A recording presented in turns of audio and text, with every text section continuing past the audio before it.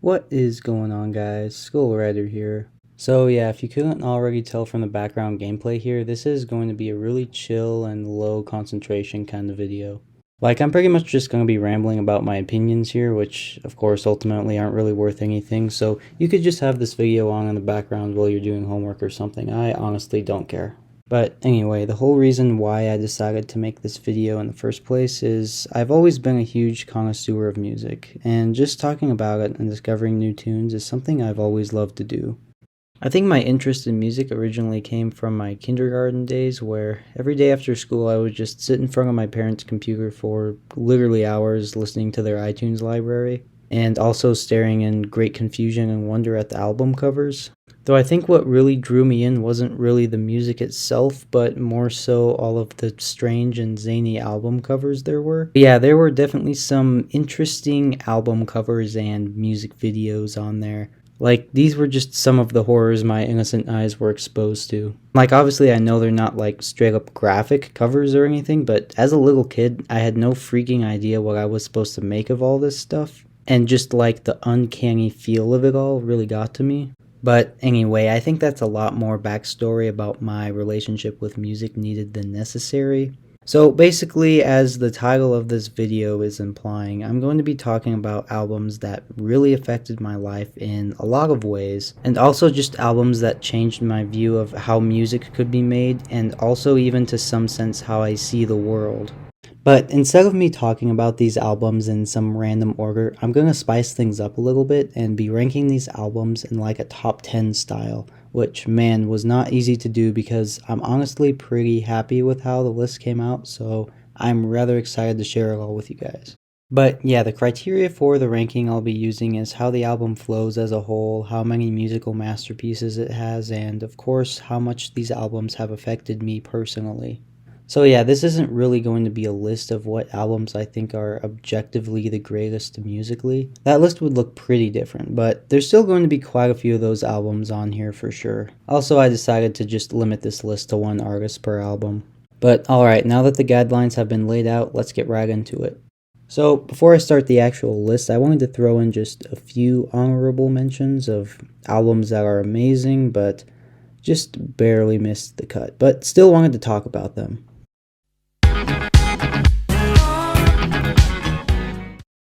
Okay, so this was an album I really wanted to put on the list, but unfortunately just couldn't see how I could argue for it being better than the ones already on there, but I still really wanted to talk about this album for a lot of reasons. So I really like most of Daft Punk, but man, I think Discovery is easily the best record that they have ever put out. The main reasons I just couldn't put this album on the list is just because there's a few songs that are mediocre, especially Short Circuit, which is, though the synth breakdown's pretty cool. But just the overall feel and sound that this album brings out, I don't think has ever really been replicated.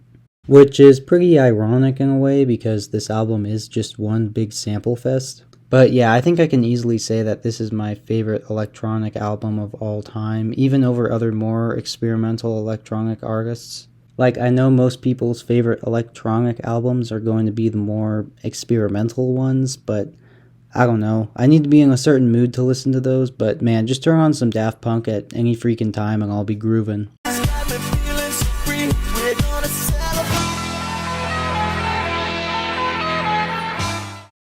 Okay, so even though this album as a whole is just okay, there are two songs on this album that are just bloody masterpieces.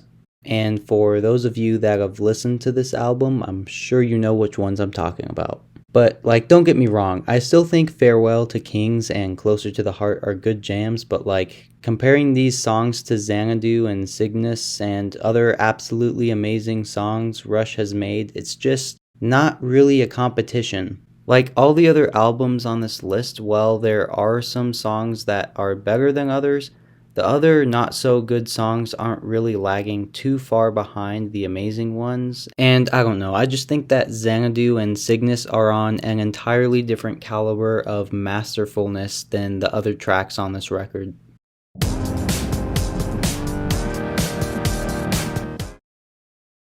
Okay, so this is the final honorable mention, and this album was actually going to be my number 10 until I actually decided to add another album to the list that I think just ranked better. So sorry, Torches, but I'm still gonna do it justice by talking about it a bit more than the other two honorable mentions. So there's not really a lot of albums that I like first listen, but oh man, this was definitely one of them. Everything about this album, except for Life on a Nickel, honestly, is just so good. Like, I've always been a huge fan of electronic music, and yeah, this album just blends it in with the alternative slash indie style music better than anything else I've ever heard. Although in terms of musical complexity, it's not the most amazing and outlandish thing. I mean, that's part of the reason why I couldn't really put this record any lower on the list. Torches definitely serves its purpose as just a really creative and easy to listen to album. Like, I know most of you have heard this album from... So if you're expecting a similar sound, you're honestly going to be pretty surprised because the rest of the album sounds pretty different, which I was honestly okay with because by the time I listened to this album, I'd already heard Pumped Up Kicks like a million times. My favorite tracks on this album are Houdini, Waste, and Call It What You Want. Like, they're all just straight bops. But anywho, let's move on to...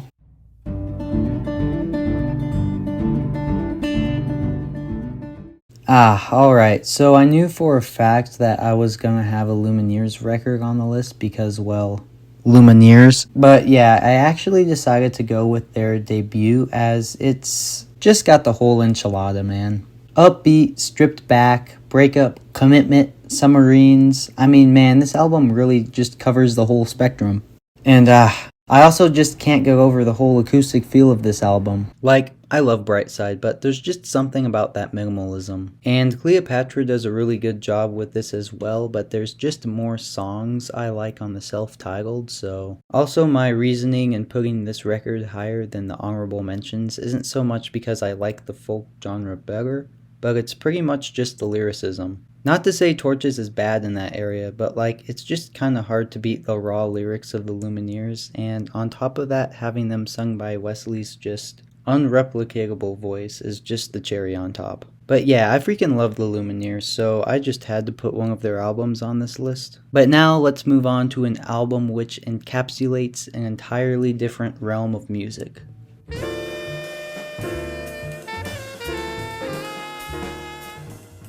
A true musical masterpiece. That is how I, and I imagine so many others, see this album. When my ears first beheld this track, it was while taking a survey of jazz class last college semester. And while I had to listen to quite a lot of different jazz in that class, Coltrane's music was probably my favorite. The instrumentation on this album is just pure craftsmanship. They all shine so beautifully each and every second of this record, and they all sound like their own living and breathing being. Like, this album is honestly the pinnacle of jazz and certainly deserves a spot on this list. Down 100 highways. Okay, so the only reason why this album tops the other two is because Christianity has always been a very major part in my life, and its principles and teachings are just something that have always resonated with me. And I really hope it continues to do so because the amount of times I've ran away from it then rediscovered its beauty isn't even funny. And recently this album is one that really played a major part in that. In fact, I actually got the pleasure of seeing Zach Williams perform live, and man, I don't think I've ever been as emotionally impacted in a concert before. But personal feelings aside, this is 100% the best Christian album I've listened to. I mean, I'll admit, good Christian music is kind of like hidden gems because, yeah, there's not really a lot of it out there. But man, I really struck gold with this album, and just Zach Williams, because it doesn't feel just like some manufactured copy and paste worship music. No, like, this music you can tell actually has heart and soul poured out all over it. And one thing that also really speaks to just how good of an album this is that I am a man who despises basically all country. And Zach Williams, though he definitely isn't 100% country, like honestly he's probably more blues than anything, nonetheless I still absolutely love this album. And like honestly his previous album, Rescue Story, definitely could have taken this spot as well. Like, really, I only chose this album because I'm more familiar with it. But yeah, even the songs that sound more country, like Up There, Down Here, I can definitely get past because I just love this man's music. Because he really puts the heart and soul into a message that really has a lot of that.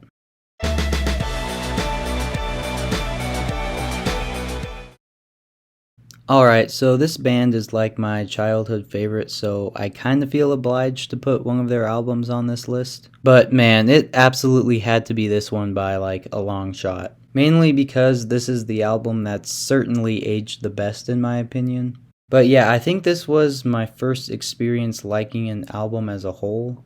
Like, obviously, I had listened to Night Visions before this album since, I was a very big fan of this band. But compared to Night Visions, I guess Smoke and Mirrors has like more of a clear structure. And as a kid, I kind of felt that, and I literally thought it was the coolest thing ever. But even though I've been talking about Smoke and Mirrors in the past tense, I obviously still adore it as an album as well. It is number 7 on this list after all. But yeah, Smoke and Mirrors, much like the Lumineers debut album, kind of covers it all. Like, we got heartbreak songs, songs that pump you up, songs about morality. But of course, it's also not even what the songs are about, but also just the crazy unique sound of them too. Like, kind of a hot take, but I think this has got to be one of the most left field experimental albums an artist has made compared to their last album.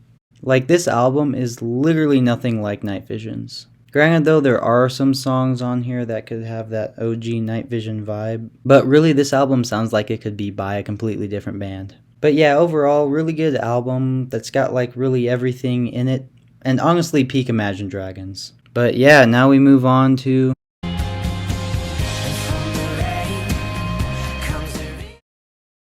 Okay, so this one actually came as a surprise to me, but after a lot of pondering, I realized that I was gonna put this record above Smoke and Mirrors, and honestly, the main reason is just because of how freaking beautiful this album sounds. Like, some of these songs just really hit you. And honestly, the instrumentation is like a major reason why I put this album at number 6. But I also think it's definitely partially because of the vocals. Like, male and female vocals in a band? Fleetwood Mac was quite literally the only big name band that did that. And like, honestly, I really think more people gotta do it because just the dynamics between the two vocalists are so incredible. But yeah, the lyricism of this album is super rooted in nature. And I think that's what makes it so moving, honestly, because yeah, just the majestic imagery of nature has to have some kind of impact on you. But yeah, this album influenced me in that listening to it provoked in me this appreciation and realization for a kind of subtle beauty of the earth.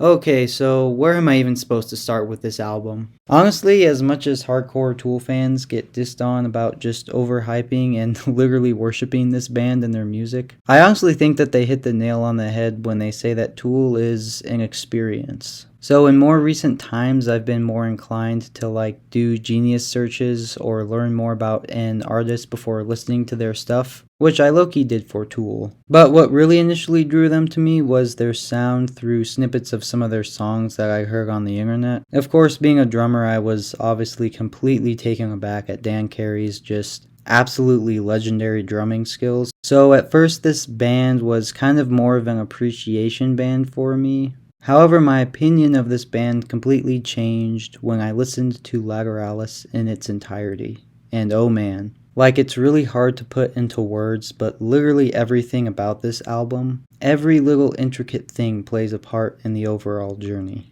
Now, not to say that this is a perfect album as well, I didn't rank it as number 1 on this list for starters. I definitely think it still has its low points, and honestly, I think the finishing track could have been better. Not only for the listening experience, but also the story being told. And there's just a few tracks on this album that I don't think are as strong. But alright, now to the things that I love about this album, and oh man, there is a lot. My favorite moments in this album are those which just accumulate into this massive explosion of sound. And that's kind of one thing that Tool as a band has that not really any other metal bands do. And I think it's because of the fact that Tool's songs are just so long, it really makes the build-up all that more impactful.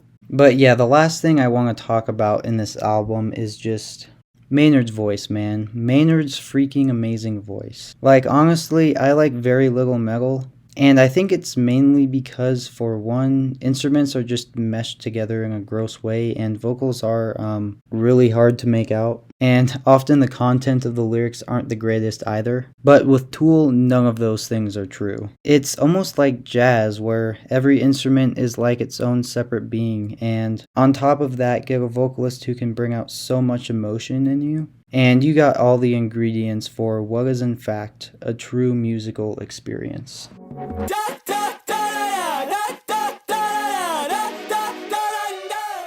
Alright, so this is an album that just very recently came out and without a doubt was my favorite release for all of last year.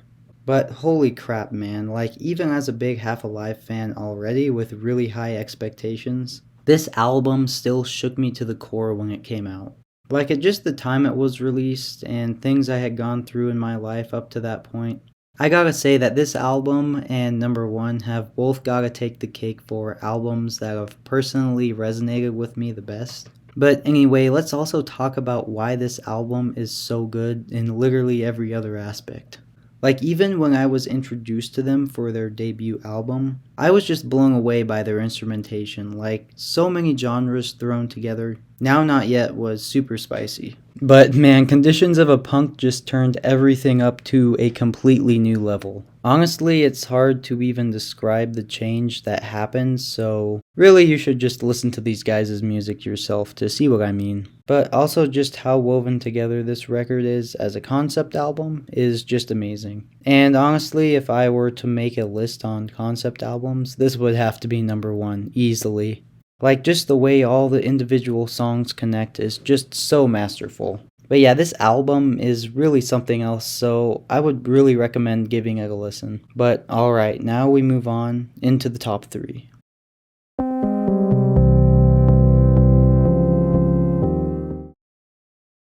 Okay, so obviously you guys knew there had to be a Radiohead record on this list. This album is interesting. For the longest time, the only song I heard off of it was the opener, Everything in Its Right Place. And of course, even though I thought it was insanely weird the first listen, there was also something about it which kept on drawing me back to the song. And every time I listened to it, there was just more and more discovery, more and more contemplation. Honestly, I don't know why I never listened to the rest of the album after that. It was really only after I realized that I had to listen to Radiohead albums if I wanted to make a top 10 album list. And let's just say that first listen, I liked In Rainbows better. But what made me put this album over In Rainbows was the same experience I had with Everything in Its Right Place. All of these songs just felt deeper and like a completely new experience when listening to them again. Not to say that songs on In Rainbow didn't have that same effect, but I think it's overall because of the both mysterious and ominous feel that Kid A brings with its songs.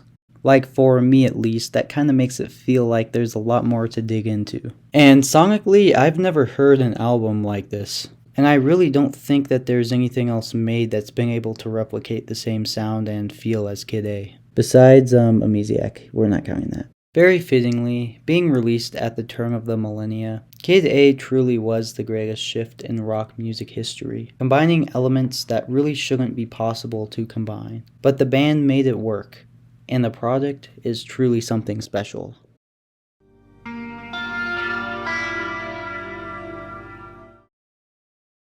One of the hardest tasks in music is delivering once again after realizing what may very well be your most successful work ever made. No band could have really felt as much weight as Pink Floyd after the release of Dark Side of the Moon.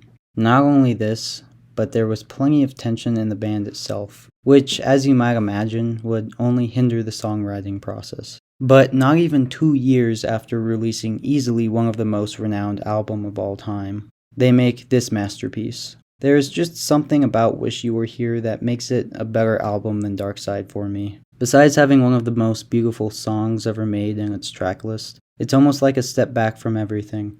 What goes on behind the spotlight and center stage of Dark Side? It's less about constructing this grand, majestic journey and more about reflection and provoking deep thoughts. This record focuses more on present emotions and the current state of things. Of course, the song of beauty that I was referencing earlier, Shine On You Crazy Diamond, is nothing short of a masterpiece. There is really nothing else to say about this track other than go freaking listen to it yourself if you haven't already. And welcome to the machine and have a cigar. I really appreciate the themes and lyricism of these songs, and they do a great job at putting people in Pink Floyd's shoes at the time and just making them realize how dehumanizing the music industry was, and still arguably is today. And then of course there's Wish You Were Here, tying into Crazy Diamond with the tribute to the band's lost member and friend. However, even if the band had their situation in mind when writing this song, it's still certainly a track that just about anyone should be able to relate to. It really is a shame that this album gets so overshadowed by Dark Side, but at the same time it's also very fitting, as the songs on this album were merely focused on a moment in time during Pink Floyd's career and fleeting feelings, here and then gone, like a mere breeze in the wind.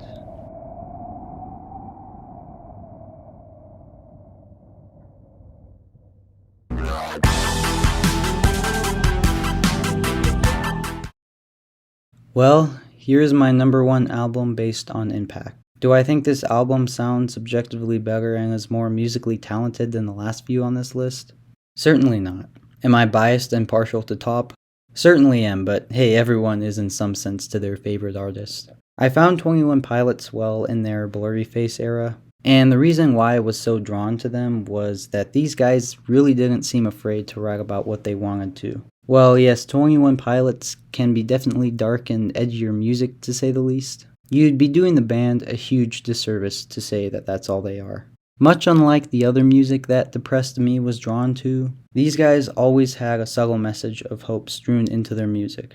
And I think the opening album on this track is a prime example of that. Top doesn't like to pretend everything is all fine and happy, but they certainly don't believe that there's no light at all at the end of the tunnel. The song Truce, the closer of this album, is an extremely beautiful reminder of that. There is always hope on the other side. No matter how dark the night, the sun always rises again. The brilliant light of the dawn swallowing darkness. But okay, now let's actually talk about the actual music in this album. Of course, it was also this band's sound that drew me to them, and out of all their albums, this one certainly feels the most them. Like, everything I like about this band is encapsulated into this album. Like, these guys are just so many genres, but they make it all really work and mesh well together somehow. Like, it really is impressive. But yeah, between just how much this album meant to me during the period of my life when I was listening to it, with its unique sound, 10 out of 10 lyricism, this album still has to be my number one.